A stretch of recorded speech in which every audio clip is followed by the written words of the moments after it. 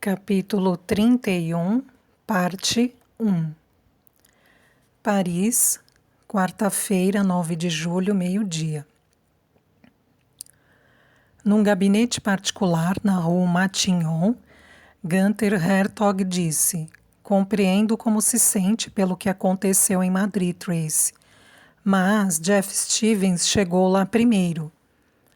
"Não", corrigiu Tracy amargurada. "Eu é que cheguei primeiro, ele só apareceu depois."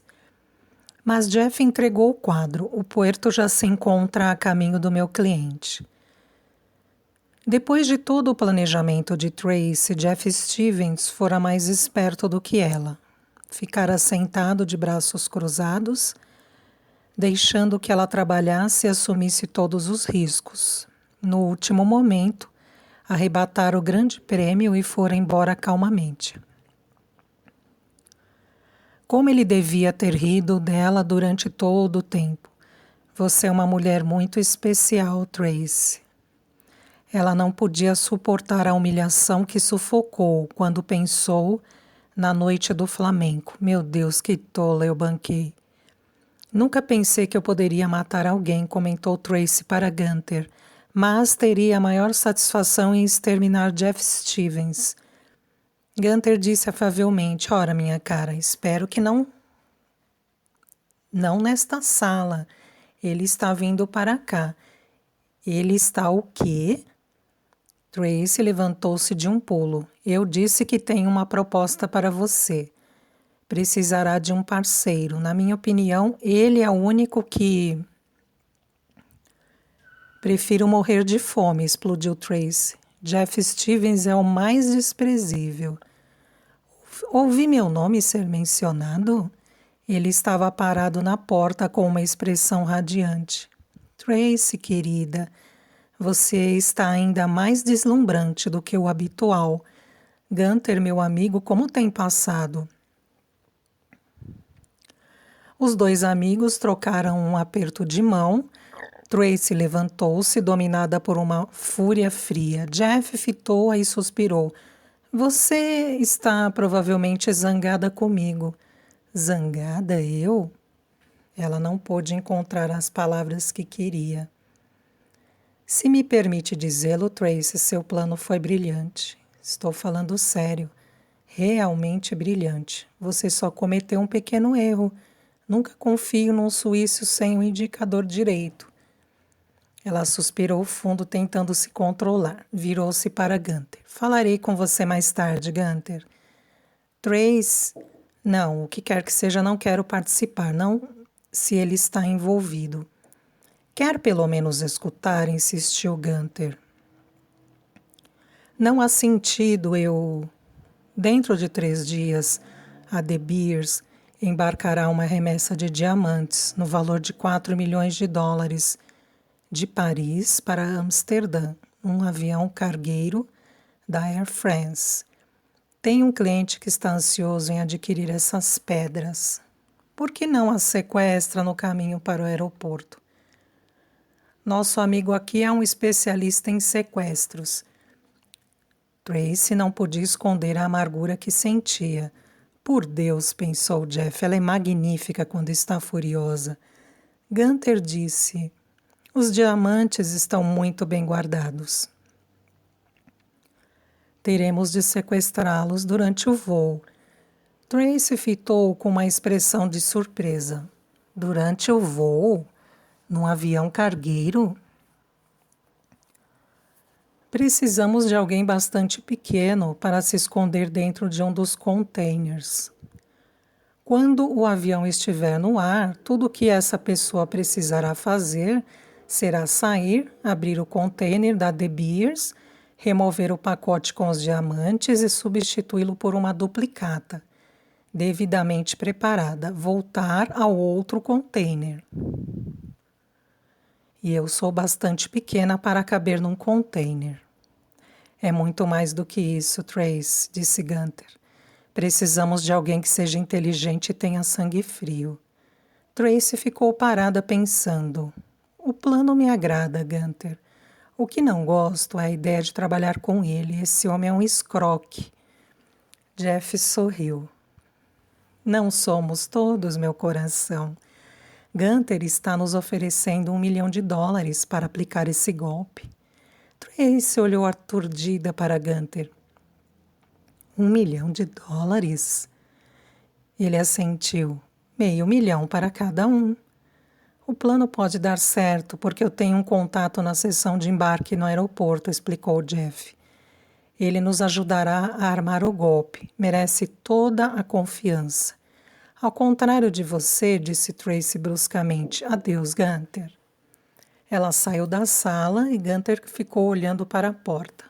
Ela ficou muito aborrecida com você em Madrid, Jeff. E receio que não concordará de jeito nenhum em participar deste trabalho. Está enganado, assegurou Jeff jovialmente. Conheço Tracy. Ela não será capaz de resistir.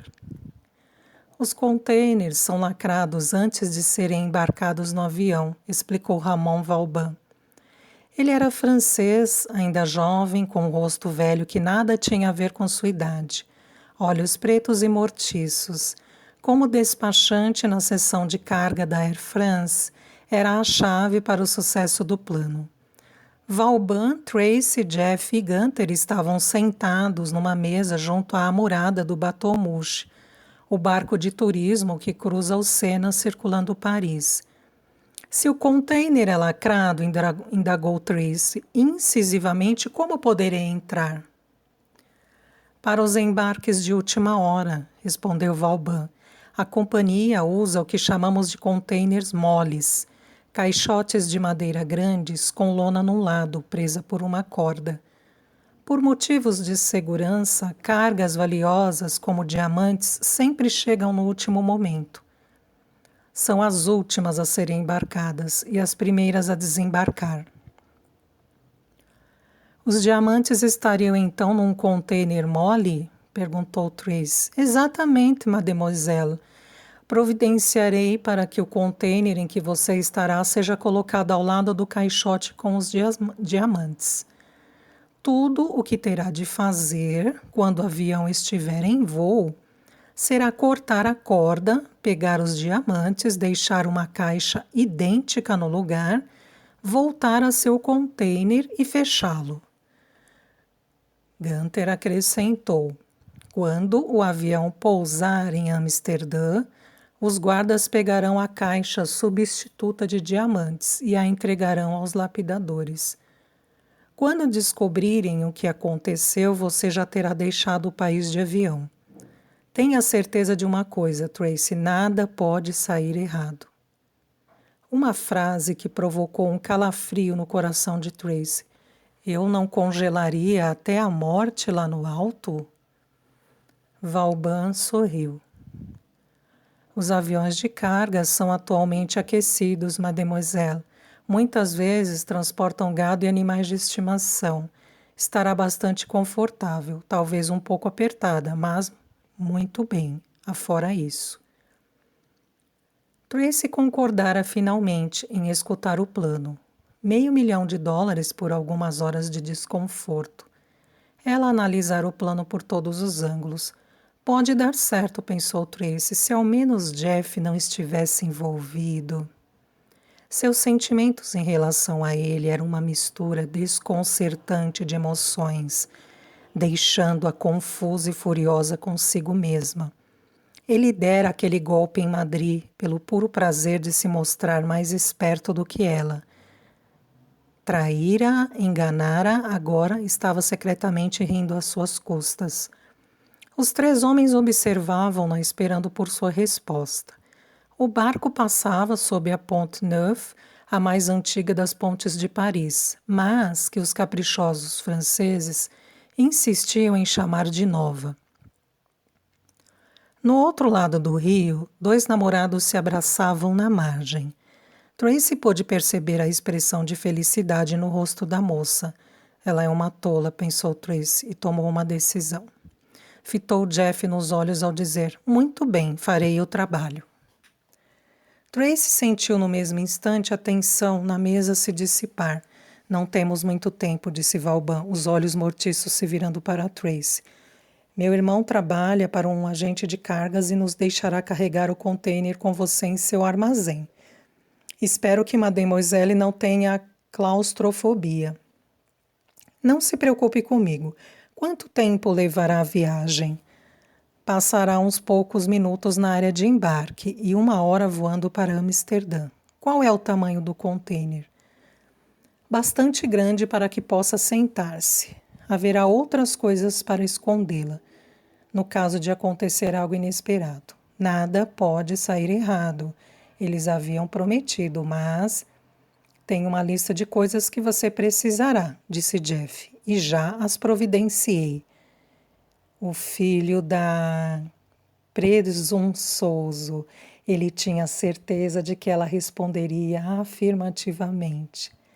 Vauban providenciará para que você tenha os vistos apropriados de entrada e saída, a fim de poder deixar a Holanda sem qualquer problema. O barco iniciou a manobra para atracar. Podemos repassar os planos finais pela manhã, disse Ramon Vauban. Agora tenho que voltar ao trabalho. Au revoir. Ele levantou-se e desembarcou no instante em que o barco atracou. Jeff indagou. Por que não jantamos todos juntos para comemorar? Lamento, mas já tenho um compromisso anterior, desculpou-se Gunther. Jeff virou-se para Tracy. Você... Não, obrigada, ela se apressou em dizer. Estou muito cansada. Era uma desculpa para evitar a companhia de Jeff. Mas assim que falou, Tracy percebeu que se encontrava realmente exausta. Era provavelmente a tensão do excitamento com que vinha vivendo há tanto tempo. Sentia-se meio tonta. Quando isso acabar, ela prometeu a si mesma: voltarei a Londres para um descanso prolongado. Sua cabeça começava a latejar. Preciso mesmo. Comprei-lhe um presentinho, disse Jeff. Ele entregou a Tracy uma caixa embrulhada em papel de presente. Era uma delicada echarpe de seda com as iniciais TW num canto. Obrigada. Ele pode comprar isto, pensou Tracy irritada. Comprou com o meu milhão de dólares. Não vai mudar de ideia sobre o jantar? Não. Em Paris, Tracy hospedava-se no clássico Plaza Athénée, numa velha suíte adorável, dando para o restaurante no jardim. Havia um restaurante elegante no interior do hotel, com música de piano suave. Mas naquela noite, Tracy sentia-se cansada demais para vestir uma roupa mais formal. Foi para o Relais, o pequeno café do hotel, pediu uma sopa, empurrou o prato para o lado, deixando metade da sopa, voltou à sua suíte. Daniel Cooper, sentado no outro lado do café, anotou a hora. Daniel Cooper tinha um problema. Ao voltar a Paris, pedira uma reunião com o inspetor Trignan. O diretor da Interpol fora menos do que cordial. Acabara de passar 1 hora no telefone, escutando as queixas do comandante Ramiro contra o americano. Ele é louco, explodiu o espanhol. Desperdicei homens, dinheiro e tempo para seguir a tal de Tracy Whidden, que ele insistia em dizer que assaltaria o Prado. No final, constatou-se que a mulher não passava de uma turista inocente, como eu disse desde o início. A conversa levara o inspetor Trignan a acreditar que Daniel Cooper podia estar enganado em relação a Tracy desde o começo. Não havia qualquer prova contra a mulher. O fato de que ela se encontrava em várias cidades, nas ocasiões em que os crimes haviam sido cometidos, não chegava a ser uma prova. Assim, o inspetor estava contrariado quando Daniel Cooper o fora procurar e dissera: Tracy Whidden se encontra em Paris. Eu gostaria que ela fosse colocada sob uma vigilância de 24 horas por dia. Trignan respondera: a menos que você possa me apresentar provas de que a mulher planeja cometer um crime específico, não há nada que eu possa fazer. Cooper o contemplara com seus olhos castanhos ardentes e dissera: Você é um idiota. E ele se descobrira sendo levado bruscamente para fora do escritório. Fora por isso que Cooper iniciara a sua vigilância de um homem só. Seguia Tracy por toda parte, as lojas, restaurantes, através das ruas de Paris, ficava sem dormir e muitas vezes sem comer. Daniel Cooper não podia permitir que Tracy Whitney o denotasse. Sua missão não estaria encerrada enquanto não a metesse na prisão. Tracy ficou acordada na cama durante aquela noite, revendo o plano que seria executado no dia seguinte. Gostaria que sua cabeça estivesse melhor. Tomara a aspirina, mas a cabeça continuava a latejar cada vez pior. Estava suando e o quarto parecia insuportavelmente quente. Amanhã estará tudo acabado. Suíça. É o lugar para onde irei. Para as frias montanhas da Suíça. Ela pôs o despertador para tocar às 5 horas da manhã. Quando a campainha soou, descobriu-se na cela da prisão, com calcinha de ferro berrando: "Hora de se vestir, depressa!" O corredor ressoava com o estrépito da campainha. Tracy acordou, sentiu uma pressão no peito, a claridade fazia os olhos doerem. Forçou-se a ir ao banheiro. O rosto parecia inchado e avermelhado no espelho. Não posso ficar doente agora, pensou Tracy. Não hoje. Há muito o que fazer. Ela vestiu-se devagar, tentando ignorar o latejar na cabeça. Pôs o macacão preto de bolsos fundos, os sapatos de solas de borracha e uma boina basca. O coração parecia bater irregularmente, mas não tinha certeza se era do excitamento ou da doença que a invadia. Sentia-se tonta e fraca. A garganta estava dolorida, dando a impressão de arranhada.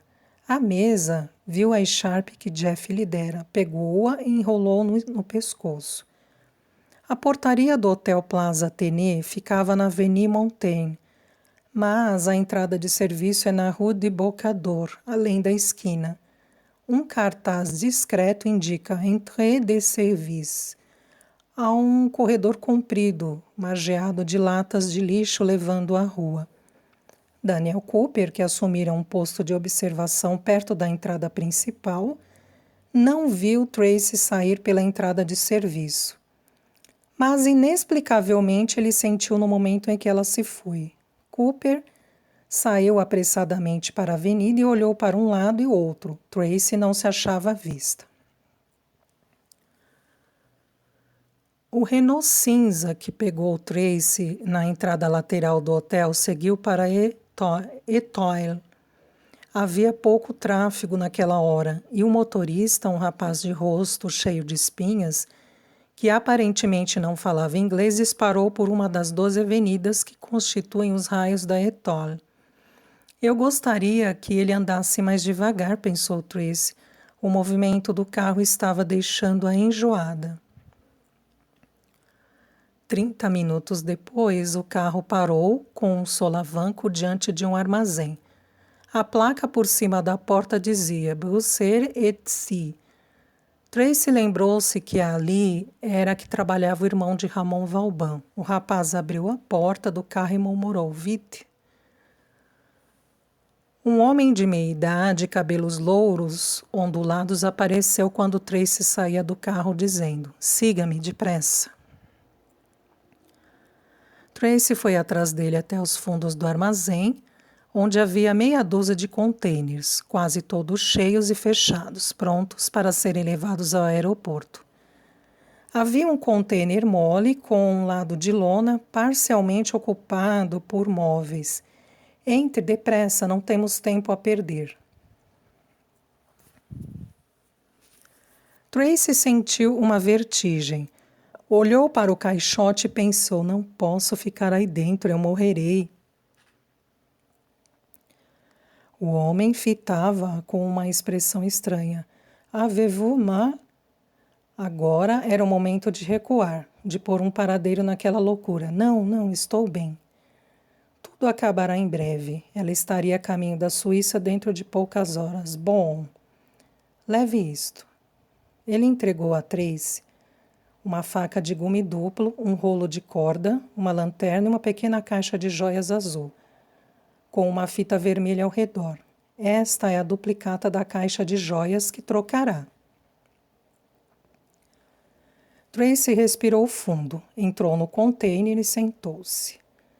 Segundos depois, uma lona foi baixada sobre a abertura. Ela ouviu as cordas sendo amarradas na lona a fim de mantê-la no lugar.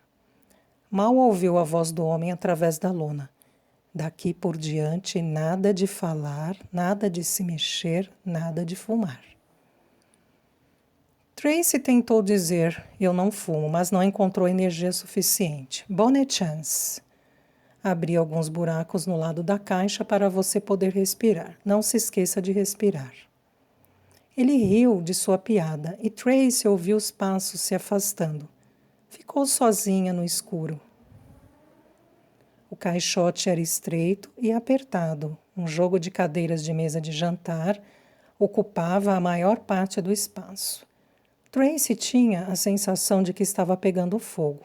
A pele era muito quente ao contato. Tinha dificuldade em respirar. Peguei alguma espécie de vírus, pensou ela, mas isso terá de esperar. Tem um trabalho a realizar. Pense em outra coisa. A voz de Gunther: não tem com o que se preocupar, Tracy. Quando descarregarem em Amsterdã, seu container será levado para uma garagem particular, perto do aeroporto.